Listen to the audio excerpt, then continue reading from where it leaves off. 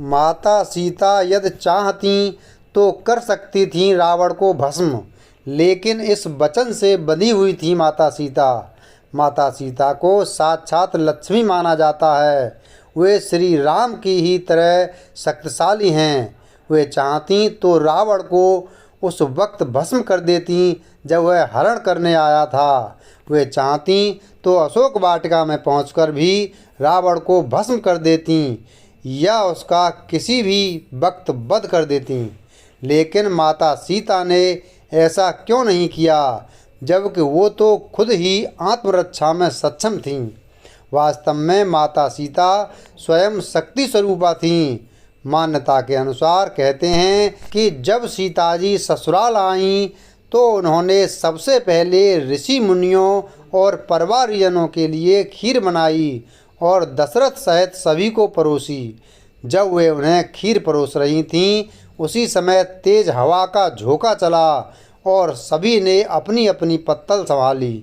लेकिन उस दौरान राजा दशरथ की खीर में एक छोटा सा घास का तिनका आकर गिर गया।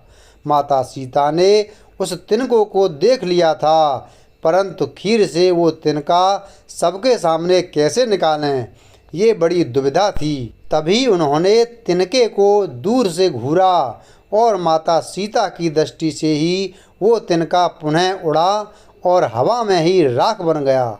सीता जी को लगा कि उनका ये चमत्कार किसी ने नहीं देखा, लेकिन राजा दशरथ ने ये सब देख लिया था और वो समझ गए थे कि यह कोई साधारण स्त्री नहीं बल्कि जगत जननी हैं।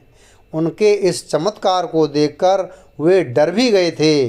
खीर खाने के बाद राजा दशरथ अपने कक्ष में चले गए और बाद में उन्होंने सीता जी को अपने कक्ष में बुलवाया। वहाँ उन्होंने माता सीता से कहा कि आपका यह चमत्कार मैंने देख लिया है और अब मैं समझ गया हूँ कि आप कौन हैं। इसलिए आज आप मुझे एक वचन दीजिए कि जिस दृष्टि से आपने उस तिनके को देखा, उससे कभी किसी और को नहीं देखेंगी। इस बात को सुनकर माता सीता जी ने दशरथ जी को वचन दिया कि मैं कभी किसी को इस दृष्टि से नहीं देखूंगी। जब रावण ने उनका हरण किया था तो वो स्वयं ही उसे भस्म कर सकती थीं, परंतु वो राजा दशरथ को दिए वचन से बंधी हुई थीं। इसलिए जब रावण उनके करीब आने का प्रयास करता था या उन्हें धमकाता था तो वो उन्हें कुछ नहीं करती, बस हाथ में तिनका उठाकर घूरने लगती थीं और उसके प्रति अपने क्रोध को नियंत्रित करती थीं। वीडियो अगर पसंद आया हो तो वीडियो को लाइक करें, चैनल को सब्सक्राइब करें और बेल आइकन प्रेस करें। धन्यवाद।